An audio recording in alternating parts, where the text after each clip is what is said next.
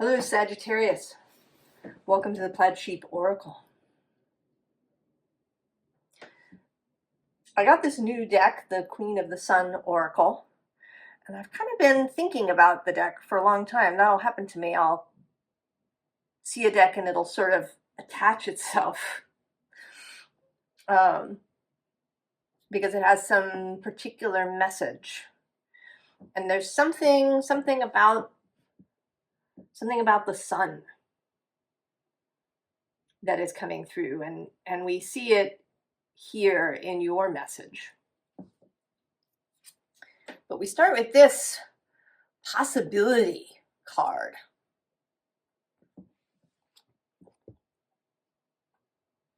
Right? Something coming into being, right? There's this hand here.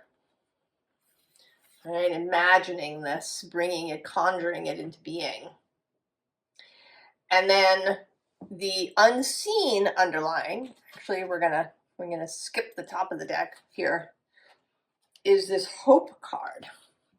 Right? So it's like this figure has actually come into being from the imagined vision into reality. And then kind of in between these two things is this Sekhmet card. And it says protection, but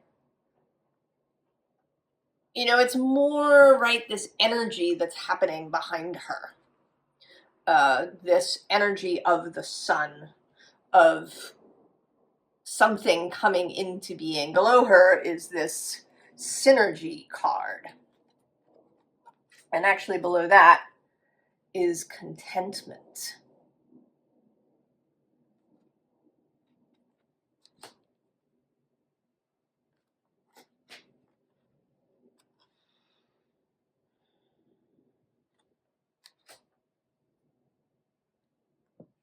So I know we were talking in your last reading about how you've been holding things away from yourself, making things perhaps more difficult for yourself than is necessary.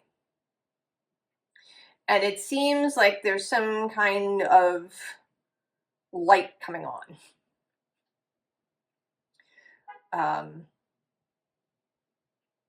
And I want to say that it's being in the presence of the sun.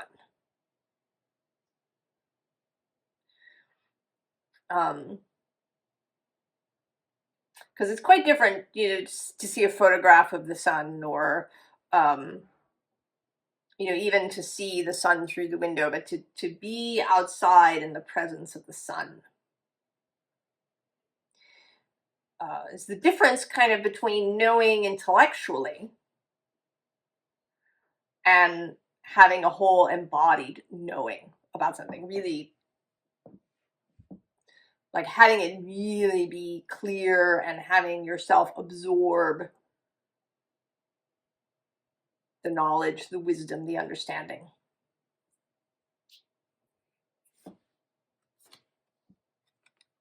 Four of Pentacles. You know, here, right, there's this you know, sense of perhaps things being bunged up or being bound up. And this today feels sort of too complex. You know, there's too many things going on here, so the gears can't turn properly because they're, you know, they're sort of too interconnected. It's too, you know, and that may have been your thoughts. Maybe you were getting too caught up in details, or you were overthinking something, or you know, getting really caught up in the physical aspects of something. You know, how is something going to come into being? You know, what are the exact details of that going to be? And below it we have this Two of Swords. you know, maybe indecision, the inability to choose, the inability to move forward, a kind of, right, just a stoppage. And actually below that, I'm seeing now we have the Son of Pentacles, who, you know, he moves slowly. He's methodical. He's reliable, but he's also, you know, kind of on the slow side. And then below that, we actually have this particular Three of Swords that I always associate less with grief and more with red tape, right? The way that our own thoughts can tie us up, in the way that bureaucracy can tie up action.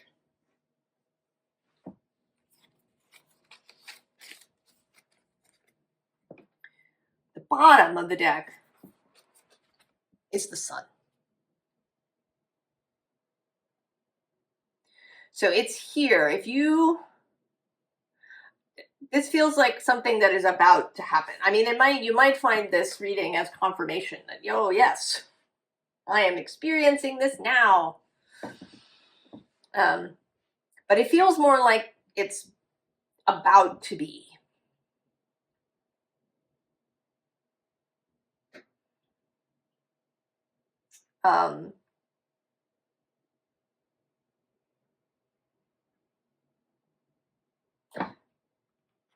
Then we have this fish. And this is feeling, you know, like sort of like the salmon, you know, that needs to return to its spawning grounds and goes leaping up waterfalls. But this salmon is about to make a different choice. Rather than returning to those spawning grounds, rather than going upstream, this particular fish is going to go downstream.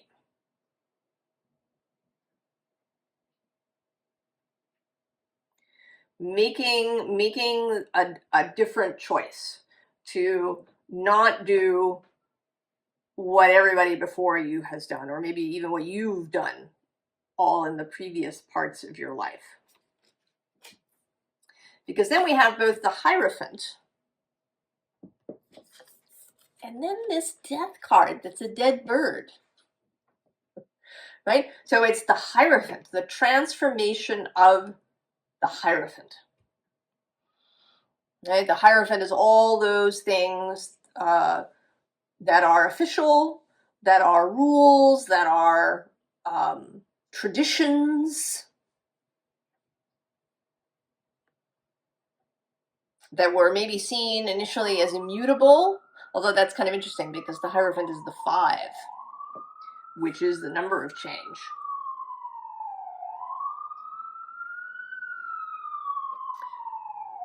So the Hierophant, right, being transformed by death.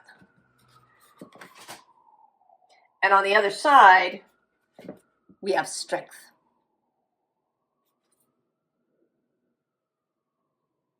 This solar card of Leo, the sun is Leo's planet.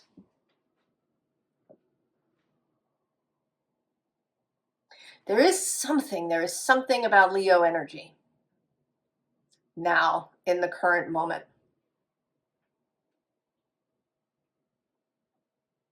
It may be because Pluto has entered Aquarius and is now opposing Leo.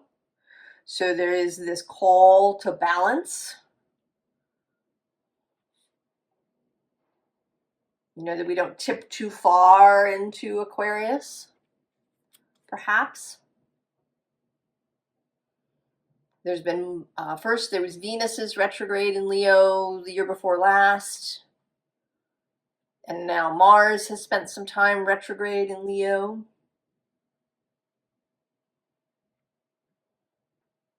There's something about Leo for all of us. But here for you, this strength of purpose, strength of conviction, that you can do things differently. And maybe you've tried and tried and tried and tried in the past and kind of slipped back, and you can always, always, always begin again.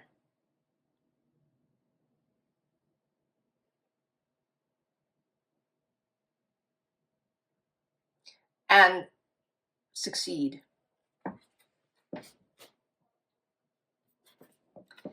And then we have the beaver.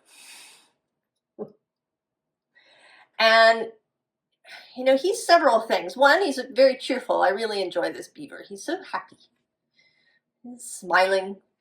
Really looking forward to the day, looking forward to a day of, gnawing trees and arranging his dam. So there's a contentment again. There's an eagerness. And then there's also this notion of dams.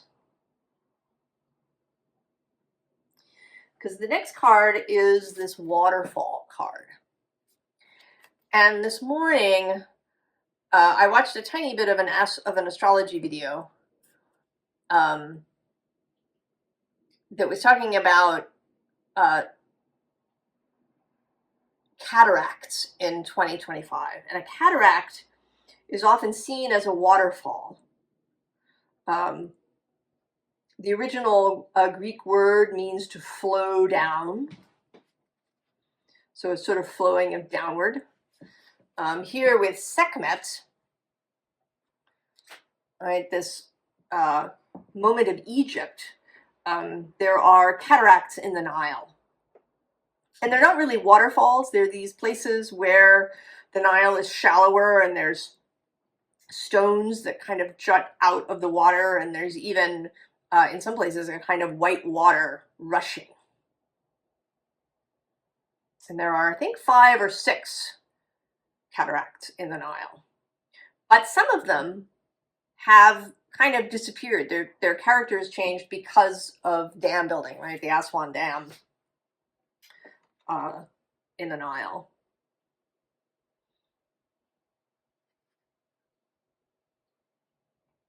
And so I want to say that this beaver is partly about rearranging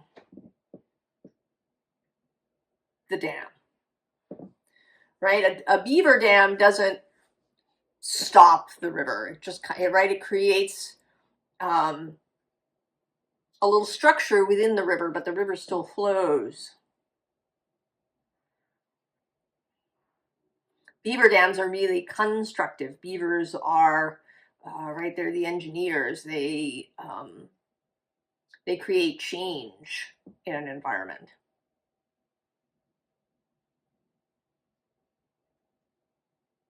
And with this Waken card underneath, the sense of sunrise, right? It seems, there's this sunrise happening behind the beaver. That you're changing things. You've really seen, really absorbed, you're standing under the sun.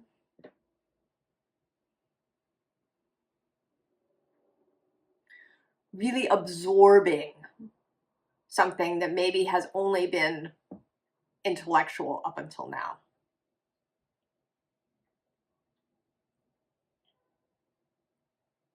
Right? The sense of possibility. This says hope, but I want to say even beyond that, to faith, to understanding. The bottom of this deck has this yarn card. It came out in Libra's reading yesterday too. This connection, the connectedness between things.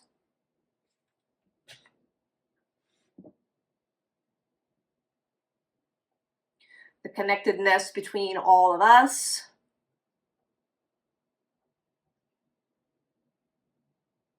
the connectedness around, you know, sort of this beaver dam building.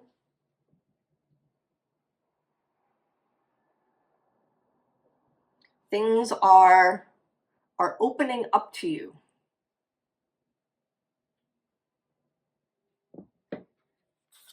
We have the apple bear, fruit bearing.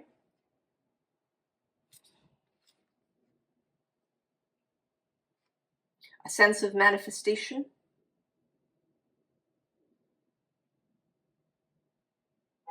Blossoming, ripening. And then towardness, the future.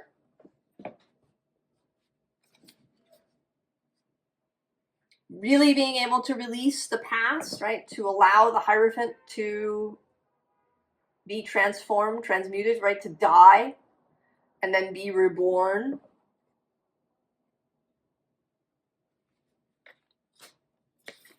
And then the Sun. I knew this card would come out. I sort of expected it to be here as the underlying, but I knew that it would come out. Maker of all things, force of warmth, melting ice to release physical existence. Imbued with being, the life-creating light that shines and shifts. This nomadic force fights to remain in flux, fluid and flowing. Right, the released river. To step with the Sun is to sail the cosmic sea and be as light and alive as a precious jewel pinned upon the rolling sky above.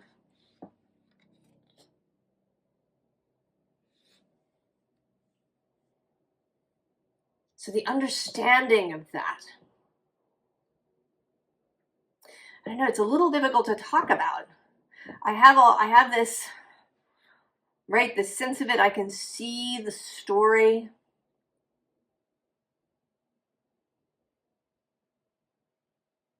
But I'm not sure, you know, how well I'm getting it across.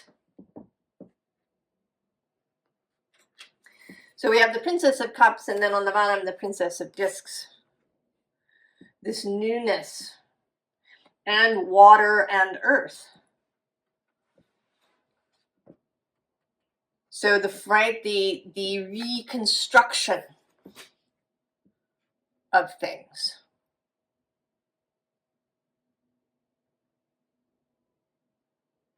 The choosing to do things differently. And we also have below the Princess of Cups is the High Priestess. So this is a spiritual Sun.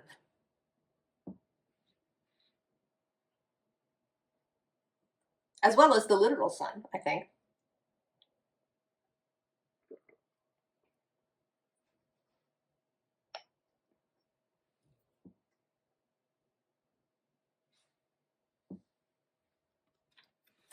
And then we have the wheel. This card is associated with Jupiter, who is your planet. Jupiter has stationed and is now moving direct.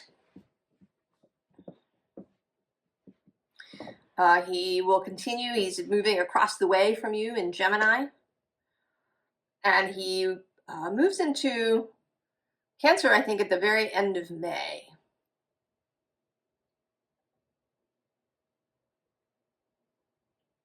So there's still about 3.5 months when he's moving through Gemini. This space of the mind, the new philosophy. Right, and here, right here, the wheels are moving freely. They're not bound up.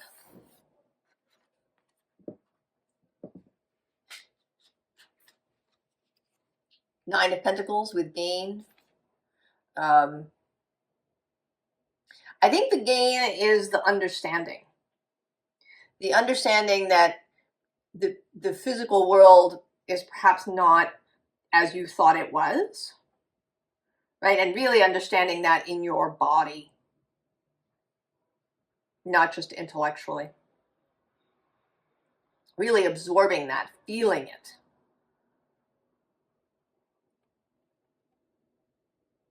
the mutability of the world, the energy of the world, the life force of the world, the viriditas.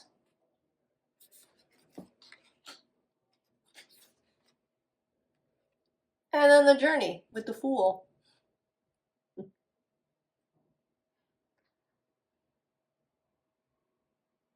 Beginning.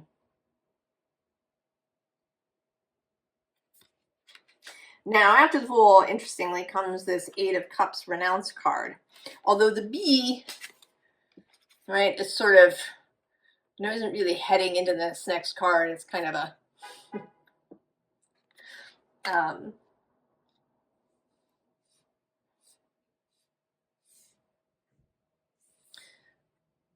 the leaving behind. There is something, right, that will be left behind.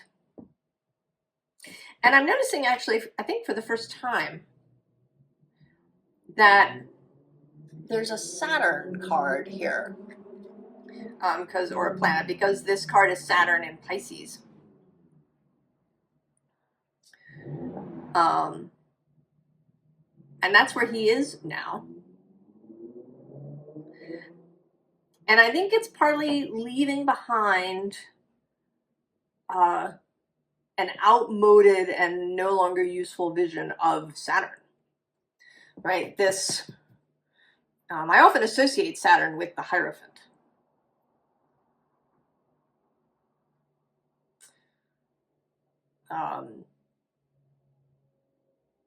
There is a mystic character to Saturn.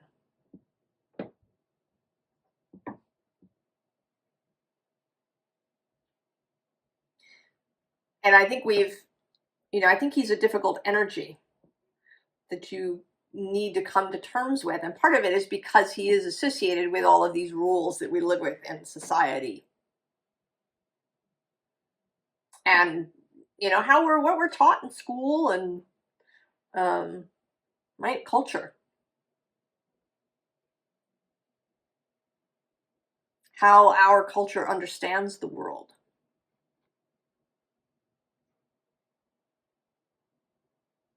And we may need to separate ourselves from that to come to our own understanding.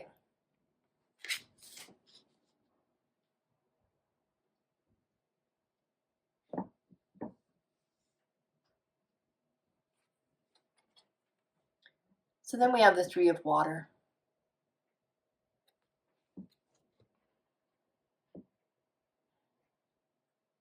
An internal coherence. Heart and mind.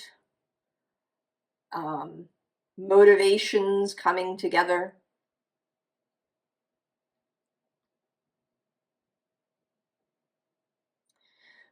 Priorities becoming clear. Heart desires becoming clear. We have 3 tens that are coming out here. There's the 10 of air. Below that actually is the 9 of air. And then there's the 10 of earth. And then there's the 10 of fire at the bottom of the deck. So lots of completions, endings. In fact, going from the 9 of air to the 10 of air. Going from what here seems like an intellectual space, understanding things intellectually, being, feeling very focused, to this 10, which feels much more, much lighter, free, more playful. And actually, I didn't think to do it before, but I'm going to look for the 10 of Cups, which is the only 10 that's missing. Let's see. It's a very happy card in this deck. This laughing Buddha card. I think I started at the wrong end.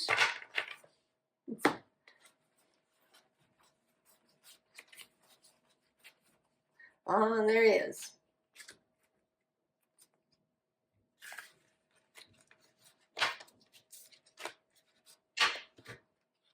So this 10 of Cups, interestingly, between the Hanged Man, right, the ability to see things from a different perspective, the ability to step out of the norm. And then the Messenger of Earth. And, you know, this is the Knight of Pentacles, who is this slow kind of idea, but she's much more sassy than the Knight of Pentacles often is. You know, she sort of gives me this feeling of a real feeling of ease.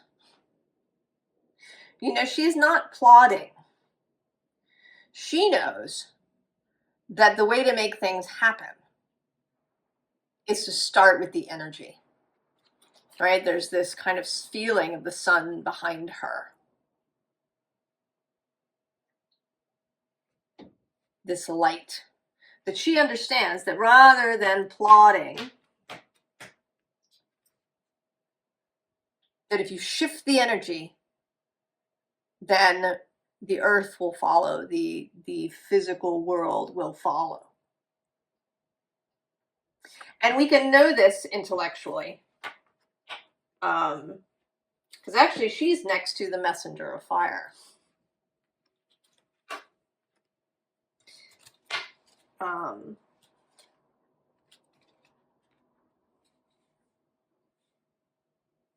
And it may be that you have understood this intellectually up until this point, that you've listened to the spiritual things, law of attraction and vibration and being in the right frequency and being in resonance with things, and right, but they can be just words until you reach a point where you embody them, where they come into your being. And then we have the Page of Earth, who in this deck is my guide, right? You've discovered this. You've decided that you don't have to keep going up the river, that you don't have to, you know, build a dam in the old way.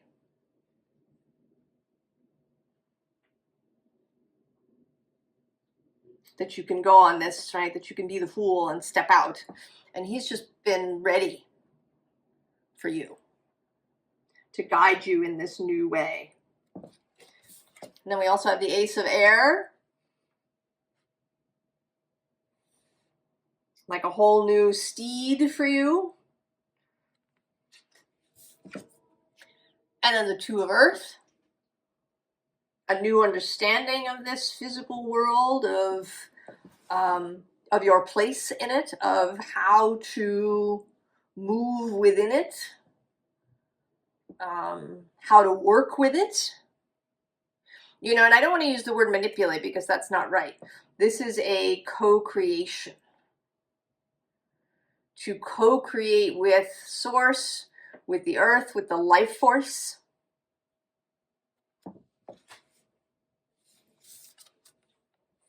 And then Patience, this is the Temperance card, your card traditionally. There's a peacefulness that comes with this. Right? That contentment that we saw under there.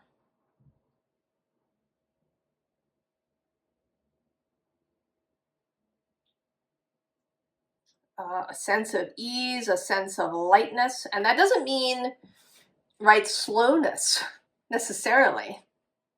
There could be a lot of speed here. There could be a lot of energy. You know, you could go out and do a bunch of things, or go a bunch of places, or, you know, there could be lots of things, but there's an easefulness to it rather than a sense of, right, like a sense of chaos, or a sense of, you know, trying to break through this, you know, running the motor faster and faster. you know, until something burns out because, right, because it's bunged up and it can't move.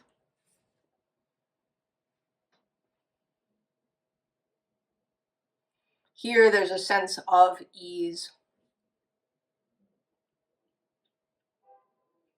Advice, Sagittarius. So interestingly, we have this Seven of Swords deception card, but I don't think that it's that, right? It's like this fox has been waiting with this sword. And right underneath is the Queen of Swords. And then there's the 10 at the bottom. So what this seems like to me is taking this sword and, right, it's like the 10th sword. You know, we had this 9 of air under here. And it needs one more sword to become the 10. One more sword to create the ending. And then what you have left is 6, which is motion forward and away. And interestingly, here we have the 4 of discs. Right, more as stability rather than as something that can't move.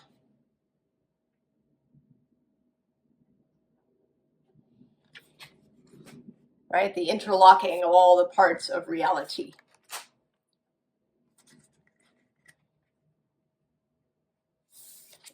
Three of Wands, vision. What it is, coming into a real understanding of those priorities, of what it is you're really looking to create and have and do and be.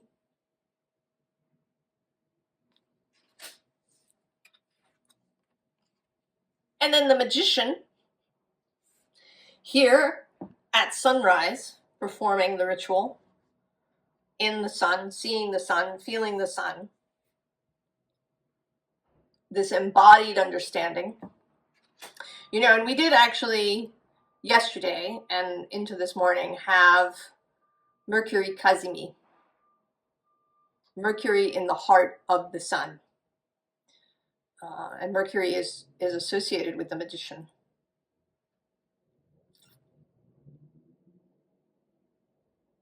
And in Aquarius, which is sextile Sagittarius, a good working relationship. And Aquarius, a sign of intellect. So something becoming really clear.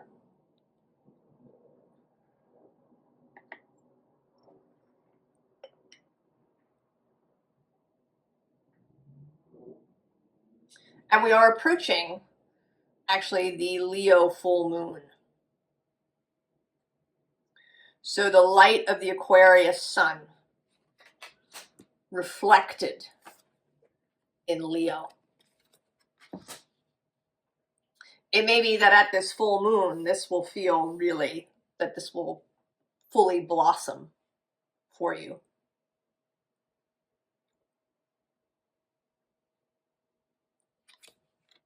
Eight of Wands, rapid energy incoming. And the universe, and these are looking, right? It's not exactly, right, because here there's 8 and here there's 7, but, right, this energy arriving and your capacity to utilize it, to line it up just the way you want it, lining up the energy before you act.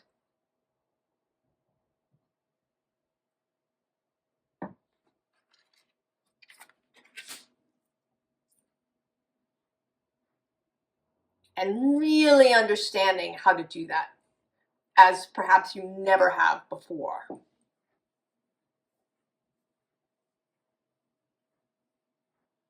Right, to turn, right, the possibility into reality. To bring the vision into being.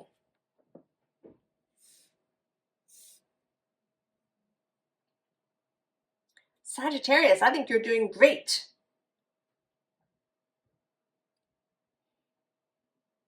I hope that you are experiencing this, or that you will, maybe shortly.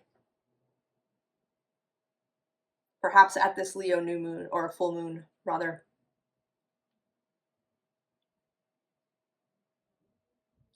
I wish you the very, very best.